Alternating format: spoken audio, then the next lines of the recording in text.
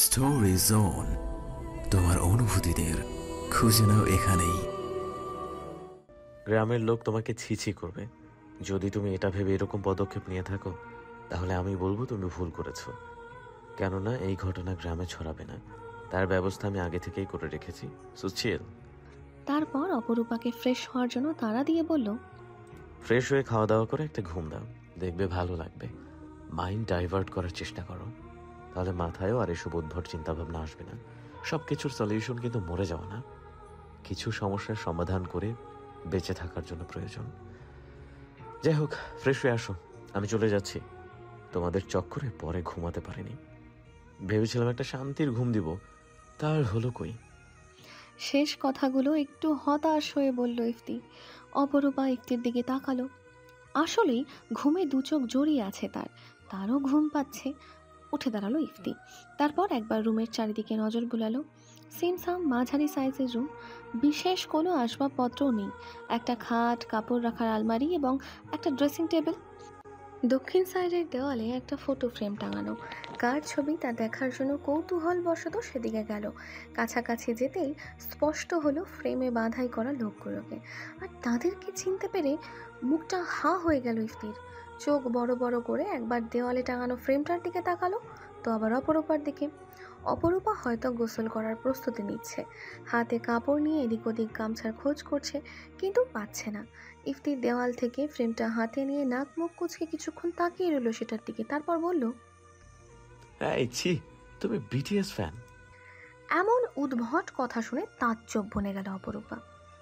গামছার খোঁজে সারা রুম জুড়ে চরকির মতো ঘুরতে থাকা পা দুটোও থেমে গেল। ইফতির কথা বুঝতে না পেরে ফ্যাল ফ্যাল করে তাকিয়ে রইল কিয়ৎক্ষণ। সে আবার কবে থেকে বিটিএস আর্মি হলো নিজেই তো জানে না। অপরদিকে ইফতি এখনো ফ্রেম হাতে থ হয়ে দাঁড়িয়ে আছে, জিজ্ঞাসা চোখে অপরূপার দিকে তাকিয়ে আছে উত্তরের আশায়। এসব বিটিএস টিটিএস তারা একদম ভালো লাগে না। আর অপরূপা কিনা ওদের ছবি ফ্রেম বাঁধিয়ে নিজের রুমে টাঙিয়ে রেখেছে। ভাবতেই চোখ মুখ বিকৃত করে ফেলল ইফতি। কিছু একটা মনে পড়ায় হাত থেকে কাপড়গুলো বিছানার উপরে রেখে অপরূপা এগিয়ে এলো ইফতির দিকে। ইফতির থেকে ফ্রেমটা নিয়ে নিজে একবার পরখ করে দেখলো, হ্যাঁ, এটা বিটিএস আর্মিদের একটা গ্রুপ ফটো, কিন্তু এটা তার না। এই ফ্রেমটা সামান্তার ছিল। সামান্তা আবার বিটিএস এর খুব বড় ফ্যান, সারাক্ষণই তাদের পারফরমেন্স দেখে। যখন নিজের ফোন ছিল না, তখন তার আম্মুর ফোন নিয়ে লুকিয়ে লুকিয়ে দেখতো। তবে রোকেয়া বেগম এসব একদম পছন্দ করে না, বিধায় তার চোখ থেকে লুকিয়ে অপরূপার রুমে এনে রেখেছিল তার শখের ফ্রেমটা। তবে এটা প্রায় 2 বছর আগের। এটা এখনো দেওয়ালে টাঙানো রয়েছে দেখে বেশ অবাক হলো অপরূপা। এতদিন এটা একদমই খেয়াল করেনি, আজ ইফতি বলাতে চোখে পড়ল। সাথে মানসপটে ভেসে উঠল কিছু পুরনো স্মৃতি। সামান্তার জন্মদিন উপলক্ষে এটা উপহার দিয়েছিল অপরূপা।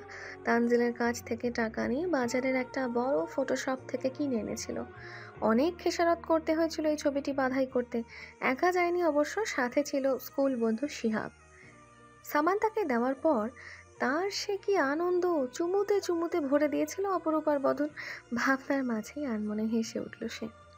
এই 2 বছরে অনেক কিছু বদলে গেছে। এখন সামান্তা আর এসব ছোটোখাটো পাগলামিতে নেই। শিহাবের সাথেও যোগাযোগ নেই, প্রায় বছর হতে চলল। স্কুল লাইফে সবচেয়ে বেশি ঘনিষ্ঠই ছিল তারা 3জন। শিহাব ছিল বরাবরই ভীষণ পড়াকু ছেলে। মেয়েদের মধ্যে অপরূপা এবং ছেলেদের মধ্যে শিহাবই সব সময় ক্লাসে ফার্স্ট হয়ে এসেছে। তাদের বন্ধুত্ব দেখে কেউ কেউ মুগ্ধ হতো, আবার কেউ প্রচণ্ড ঈর্ষান্বিত। স্কুলে যাওয়া থেকে শুরু করে প্রাইভেট, এমনকি একসাথেই বাড়ি ফিরত তারা 3জন। খুব মিল মহব্বত ছিল তাদের মাঝে। তবে অপরূপা শহরে চলে যাওয়ার পর আর খুব একটা যোগাযোগ হয়নি তাদের মাঝে, টুকটাক ফোন কল ছাড়া। আর এখন তো প্রায় বছর খানেক ধরে সেটুকুও হয় না। এক একজন এক এক জায়গায় আছে তারা নিজ নিজ কেরিয়ার করে নিতে। সবাই এখন মহা ব্যস্ত। কি হলো? কিছুক্ষণ আগে কান্না করে এখন আবার মুচকে মুচকে হাসছো কেন? বেশি স্ট্রেস সহ্য করতে না পেরে পাগল টাগল হয়ে গেল নাকি? ইফতির অবাক ব্যঙ্গাত্মক স্বর, ভ্রুকুটি করে তাকিয়ে আছে অপরূপার দিকে। অপরূপা চোখের কোণে লেগে থাকা সূক্ষ্ম হাসিটুকু তার দৃষ্টিগোচর হলো, তাই এরূপ বলা। খেপে যাওয়ার মতো কথা বললেও খেপল না অপরূপা, বরং মুচকি হেসে বলতে লাগলো, জানেন, এই ফ্রেমটা আমি যখন ক্লাস 9-এ পড়তাম তখন শামুকে বার্থডে উপলক্ষে গিফট হিসেবে দিয়েছিলাম। আমার বন্ধু শিহাব আর আমি স্কুল ফাঁকি দিয়ে বড় বাজারে গিয়ে এটা কিনে নিয়ে এসেছিলাম। শামু খুব খুশি হয়েছিল। বাড়িতে ফ্রেমটা নিয়ে গিয়ে একদম তার চোখের সামনে রেখেছিল। সারা বাড়ি ঘুরঘুর করতো আর একটু পরপর ছবিটাকে দেখতো। মুচকি মুচকি হাসতো।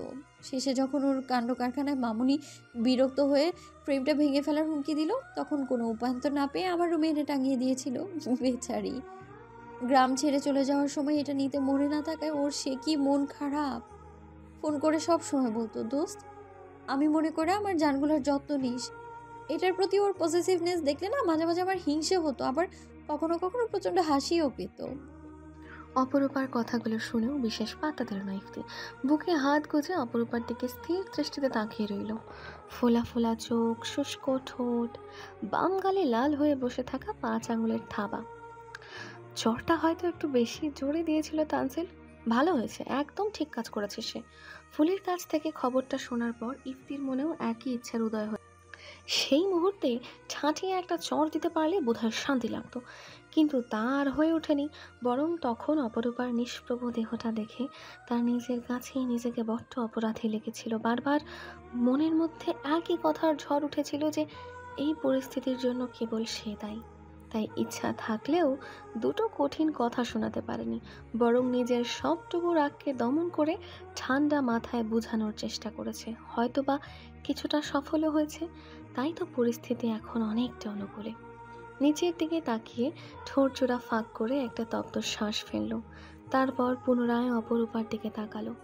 চরের দাপটে ফর্সা গালটা যেন সময়ের ব্যবধানে একটু বেশি রক্তিম হচ্ছে। সেই গাল সহ সারা মুখ ছোট ছোট নিতম্ব চুলের দখলে। অধরে স্মিত হাসি যুক্ত উস্কো খুস্কো চুলের এলোমেলো অপরূপাকে এই মুহূর্তে খুব মোহনীয় সৌন্দর্যের অধিকারিণী লাগলো ইফতির কাছে। সামনে দাঁড়িয়ে থাকা এই রূপসী তার স্ত্রী, তার অর্ধাঙ্গিনী। এই মুহূর্তে ওকে দেখে বোঝার উপায় নেই যে একটু আগে এই মেয়েটি নিজেকে হত্যা করার মতো ভয়ঙ্কর কাজ করতে গেছিল, আর এখন মুহূর্তের ব্যবধানেই কি চমৎকার হেসে কথা বলছে, যেন কিছুই হয়নি। সত্যি অদ্ভুত দ্বৈত শক্তির অধিকারিণী এই রহস্য মানবী, যাকে এখনো পর্যন্ত পরিপূর্ণভাবে বুঝে উঠতে পারেনি ইফতি। পারবেই বা কিভাবে?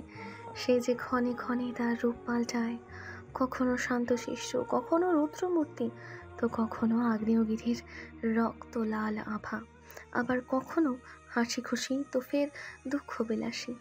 না জানি আরও কত রূপ দেখতে হবে তার। ইফতির ভাবনার মাঝেই দরজার ওপাশ থেকে ধীর কণ্ঠে আধো আধো বলিতে ফুপি বলে অপরূপাকে ডেকে উঠল তাইওয়ান। ধ্যান ভেঙে গেল ইফতির। প্রথমে বুঝতে পারল না ঠিক কে ডাকছে, তাই অপরূপা থেকে চোখ সরিয়ে বিছানার এক কোণে বসলো। দৃষ্টি দুটো তাক করলো দরজার দিকে। ছোট ছোট কদমে রুমে ঢুকলো তাইওয়ান। এদিক ওদিক না দেখে সোজা অপরূপার কাছে গেল। কোলে ওঠার জন্য তার পরনের জামার কোণ ধরে ঝাঁকাতে লাগলো। তাইওয়ানের মনোভাব বুঝতে পেরে মুচকি হাসল অপরূপা, তবে কোলে নিল না। কাল থেকে এক কাপড়ে আছে, শরীরে অনেক নোংরা লেগে আছে। আগে গোসল করা দরকার, তারপর কোলে নেওয়া যাবে। তাই নিচের দিকে খানিকটা ঝুঁকে তাইওয়ানের সুকোমল গাল দুটো টেনে দিয়ে আদুরে কণ্ঠে বলল, আব্বাজান, ফুপির গায়ে অনেক ময়লা লেগে আছে, আগে পরিষ্কার হয়ে আসি, তারপর তোমায় কোলে নেব, ঠিক আছে? তাইওয়ান কি বুঝলো কে জানে, ঠোঁট উল্টে কান্না করে দিল। এর মানে এই যে সে এখন কোলে উঠতে চায়। অপরূপা খানিক বিরক্ত হলো, গলা উঁচু করে তাইবাকে বার কয়েক ডাক দিল, কিন্তু কোনো সাড়া শব্দ পেল না। পরপর একবার ইফতির দিকে তাকালো, যে উৎসুক চোখে তাদের দিকেই তাকিয়ে আছে। তাই তাইওয়ানকে হালকা ধমক দিয়ে বলল, বিরক্ত করবা না বাবা, মেজাজ এমনিতেই বিগড়ে আছে, এখন কোলে টোলে নিতে পারবো না, তোমার আম্মুর কাছে যাও। এতক্ষণ ইফতি চুপচাপ বসে তাইওয়ানকে লক্ষ্য করছিল, যেন অপরূপার জেরক্স কপি। তাইওয়ানের জোরে কান্না করার শব্দে ধ্যান ভাঙল। অপরূপাকে ধমকাতে দেখে ইফতি বিছানা থেকে নেমে তাইওয়ানকে কোলে তুলে নিল।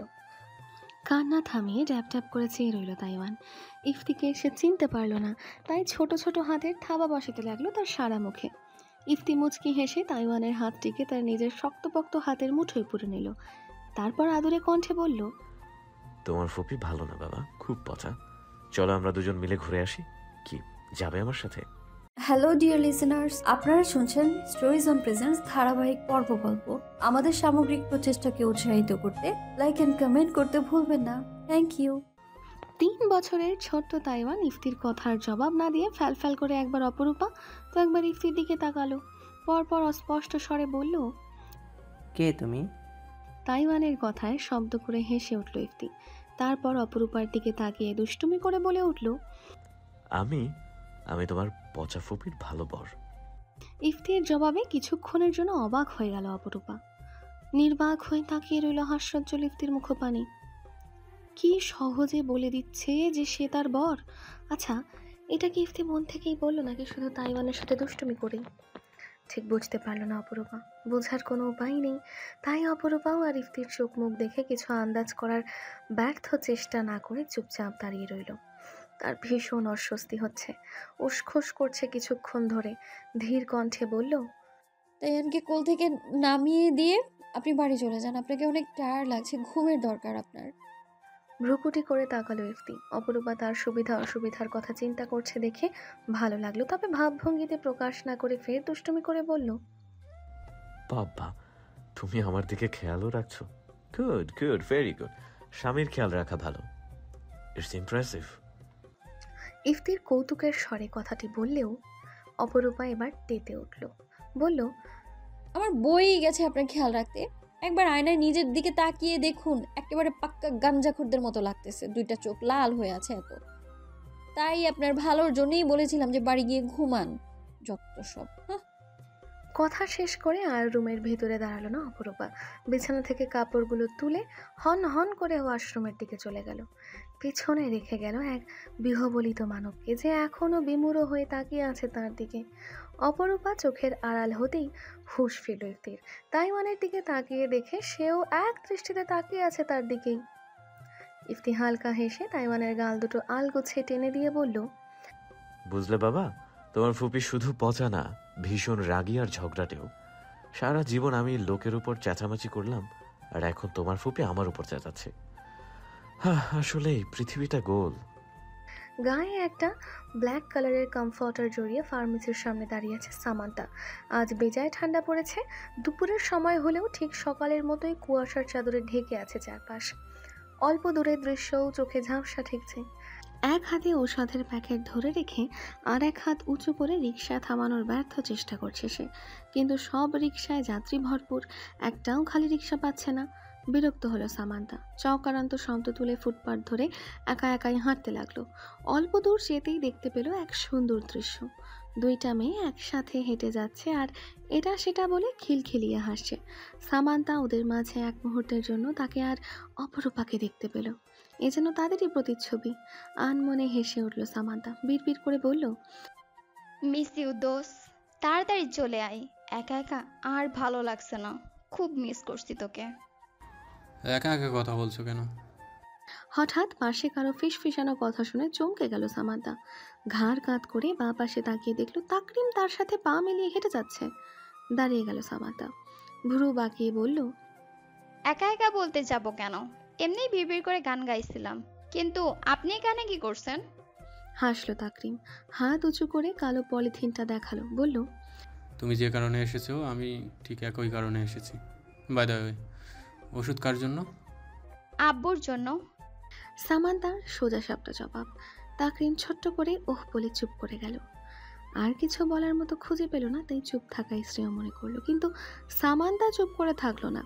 এভাবে চুপচাপ হেঁটে যেতে তার মোটেও ভালো লাগছে না। যেহেতু পরিচিত লোক পেয়েই গেছে, তাই বকবক না করলে তার বোরিং লাগবে। ভাচাল মানুষ কিনা, কিন্তু কি বলবে কিছু খুঁজে পেল না। হুট করেই তো আর কারোর সাথে খেজুরে আলাপ করা যায় না। কিছুক্ষণ ভেবে চিনতে বলল, আপনার বাড়িতে কে কে আছে? সামান্তার প্রশ্নে অদ্ভুতভাবে তাকালো তাকরিম। হঠাৎ করে এই প্রশ্ন করার কোনো মানে খুঁজে পেল না। তাকরিমের দৃষ্টি লক্ষ্য করে সামান্তা আমতা আমতা করে বলল, থাক, বলতে না চাইলে বলতে হবে না, এমনিই জিজ্ঞাসা করছিলাম আর কি। হুট করে নিজে থেকে এমন প্রশ্ন করলে তো তাই একটু অবাক হয়েছি। যাকগে, আমি, আম্মু আর ছোট বোন, তিনজনের ছোট্ট পরিবার, হ্যাপি ফ্যামিলি। কথা শেষ করে খানিকটা হাসলো তাকরিম। সামান্তা তাকরিমের ছোট্ট পরিবার কথাটির রেশ ধরে বলল, এক কাজ করুন, তাড়াতাড়ি বিয়ে করে ফেলুন, তাহলে দেখবেন বউ বাচ্চা দিয়ে আপনার ছোট্ট পরিবার খুব শীঘ্রই বড় পরিবারে রূপান্তরিত হবে। আইডিয়াটা ভালো না? হাসি খুশি মুখ করে তাকরিমের দিকে তাকিয়ে ভরকে গেল সামান্তা। থতমত খেয়ে গেল, বলল, অমন করে তাকিয়ে আছেন কেন? আমার আইডিয়াটা পছন্দ হয়নি আপনার? এতক্ষণ হাঁ করে সামান্তার দিকে তাকিয়েছিল তাকরিম। সে যে এমন উদ্ভট কথা বলতে পারে তা কখনোই ভাবতে পারেনি। কিছুক্ষণ সামান্তার দিকে তাকিয়ে থেকে বলল, আইডিয়াটা মন্দ না, তবে তা বাস্তবায়ন করার পারফেক্ট টাইমিংটা এখনও আসেনি। হাত পা ছড়িয়ে সোফায় বসে আছে অপরূপা। মাথার ভেজা চুলে একটা গামছা বেঁধে পিছনের দিকে হেলান দিয়ে চোখ বন্ধ করে রয়েছে। ইফতি চলে গেছে অনেকক্ষণ। তাইওয়ানকে তাইবার কাছে দিয়ে সে নিজের বাড়িতে চলে গিয়েছে একটু ঘুমানোর উদ্দেশ্যে। অপরূপা গোসল করে এসে আর তাকে দেখতে পায়নি। অবশ্য এ বিষয় নিয়ে মাথাও ঘামায়নি। চুপচাপ বসার ঘরে এসে বসে রইল। তাকে এখানে বসতে দেখে তানজিলও চুপচাপ অপর পাশের সোফায় গিয়ে বসে রইল। ওখানে বসে থাকলেও ও চোখ দুটো তার অপরূপার লাল হয়ে যাওয়া গালটা স্থির। 5 আঙুলের দাগ বসে গেছে। অপরাধীর মতো এক দৃষ্টিতে তাকিয়ে রইল সে, কিন্তু কিছু বলল না। পরপর অপরূপার কথা শুনে একটু নড়ে চড়ে উঠল। এখন একটা সরিও কিন্তু বলনি ভাই। এত জোরে চটটা দিলা যে এখনো গালটা আগুনের মতো গরম হয়ে আছে। মনে হচ্ছে সেই তাপে অনায়াসে একটা ডিম ভাজা হয়ে যাবে। অপরূপার কথা শুনে ঠোঁট টিপে হেসে উঠল তানজিল। চোখ বন্ধ থাকায় সেটা দেখতে পেল না অপরূপা, কিন্তু স্পষ্টতই শুনতে পেল গম্ভীর ভারী কি কণ্ঠে বলা কথাগুলো। সরি বলার প্রশ্নই ওঠে না। বেশ করেছি, ঠাপ্পর দিয়েছি। এমন ভুলভাল কাজ করলে আরও দেব। তানজিলের কথায় চোখ খুলে তার দিকে গাল ফুলিয়ে তাকিয়ে রইল অপরূপা, কিন্তু কিছু বলল না। তখনই একটা বাচ্চা ছেলে হাতে একটা ছোট্ট শপিং ব্যাগ নিয়ে তাদের ঘরে এলো। হাঁক ছেড়ে ডাকলো অপরূপাকে। তানজিল ভিতরে আসতে বলল ছেলেটিকে। সে এসে হাতের ব্যাগটা অপরূপাকে ধরিয়ে দিয়ে বলল, এইটা সুডো সাহেব দিত কিছু তোমারে, রাহো এইটা। বলা শেষ করে যেভাবে এসেছিল ঠিক সেভাবেই চলে গেল ছেলেটি। অপরূপা বোকার মতো তাকিয়ে রইল ব্যাগটির দিকে। এই তো কিছুক্ষণ হলো মাত্র এখান থেকে গেল, এরই মধ্যে আবার কি দিয়ে পাঠালো? সময়টা এখন গোধূলি। সূর্য মামা তার তেজ হারিয়ে অস্ত যাওয়ার তোড়জোড় শুরু করে দিয়েছে। রক্তাভ গোলাকার হয়ে ঢলে পড়েছে পশ্চিম দিগন্তে। সমস্ত রাত বিশ্রাম নিয়ে রক্তিম হয়ে পরদিন সকালে আবারও উদয় হবে। সূচনা করবে এক নতুন দিনের। রাতের অন্ধকারকে দূরে সরিয়ে তার নিজস্ব আলোয় আলোকিত করবে গোটা পৃথিবী। এটাই তার রোজকার ধরা বাঁধা নিয়ম, চিরন্তন সত্য। কেয়ামতের পূর্ব পর্যন্ত এই নিয়মের কোনো হেরফের হবে না। জানালার গ্রিলের ফাঁকে হাত গলিয়ে কপাটে মাথা ঠেকিয়ে সূর্যাস্ত উপভোগ করছে অপরূপা। উপভোগ বললে ভুল হবে, নিষ্প্রাণ চোখে কেবল চেয়ে চেয়ে দেখছে ঝাঁক বেঁধে পাখিদের নিড়ে ফেরা দৃশ্য। মনটা তার বিষণ্ণ। 10 দিন হয়ে গেছে গ্রামে এসেছে, আর এখন দেখতে দেখতে আবার শহরে ফিরে যাওয়ারও সময় হয়ে যাচ্ছে। কিন্তু তার মনে হচ্ছে এই তো মাত্র সেদিন সে আসলো, এর মধ্যে আবার চলে যাওয়ার সময়ও হয়ে গেছে। অথচ সে টেরও পায়নি। এসব ভাবতেই মনটা তার বিষণ্ণতায় কালো চাদরে ঢেকে গেল। ফোনের শব্দে ধ্যান ভাঙল। জানালার কাছ থেকে সরে এসে বিছানার উপর অবহেলায় বাঁচতে থাকা মুঠো ফোনটা হাতে তুলে নিল। স্ক্রিনের দিকে তাকাতেই মুচকি হাসল। বিলম্ব না করে ঝটফট ফোন রিসিভ করে কানে ধরল। কিছু বলার প্রয়াস চালাতেই ওপাশ থেকে কর্কশ কণ্ঠে বলে উঠল, ওই মাইয়া ওই, বলি ফোন রেখে কোথায় মরে গেছিলি? কাল থেকে কম হলেও 100 বার কল করেছি তোকে, একবার কল ধরার টাইম পাসনি নাকি? কি করছিলি সারাদিন? হ্যাঁ। সামান্তার কথার ধাঁচ দেখে হাসল অপরূপা। প্রথমে নিঃশব্দে হাসলেও এক সময় উচ্চস্বরে হেসে উঠল। আর তার এই হাসিটা যেন সামান্তার ভিতরে নিভে যাওয়া আগুনে ঘিয়ের কাজ করলো। পুনরায় ধপ করে জ্বলে উঠল। ফের রুক্ষ কণ্ঠে বলে উঠল, একদম খরগোশের মতো ভ্যাটকাবি না অপু। গ্রামে যাওয়ার পর থেকেই তুই আমাকে ভুলে গেছিস। নিজে ইচ্ছা করেও একবার কল করিসনি এতদিনে, আর আমি দিলেও রিসিভ করিসনি। একটু থেমে আবারও বলল, তোর নিয়তটা কি একটু বল তো আমার। এখন কি বিয়ে শাদী করে পার্মানেন্ট গ্রামে থাকার পরিকল্পনা করছিস নাকি? এখানে কি আর আসবি না? কিছুদিন পরেই তো ভার্সিটি খুলে যাবে, সেই খেয়াল কি আছে তোর? নাকি গ্রামে গিয়ে সব পানিতে গুলিয়ে খেয়ে ফেলেছিস? সব কথা এড়িয়ে বিয়ের কথাটা কানে আসতেই একটু চমকালো অপরূপা। চোখের সামনে ভেসে উঠল ইফতির চেহারা, সাথে মানসপটে কড়া নাড়ল সেই অনাকাঙ্ক্ষিত ঘটনা। বার কয়েক পলক ঝাপটালো, এদিক ওদিক তাকিয়ে স্থির করলো তার অস্থির হৃদয়। ঠোঁট জোড়া গোল করে একটা তপ্ত শ্বাস ফেলল, মনে মনে বলল, হ্যালো ডিয়ার লিসেনার্স, আপনারা শুনছেন স্টোরিজ অন প্রেজেন্স ধারাবাহিক পর্ব গল্প। আমাদের সামগ্রিক প্রচেষ্টাকে উৎসাহিত করতে লাইক অ্যান্ড কমেন্ট করতে ভুলবেন না। Thank you.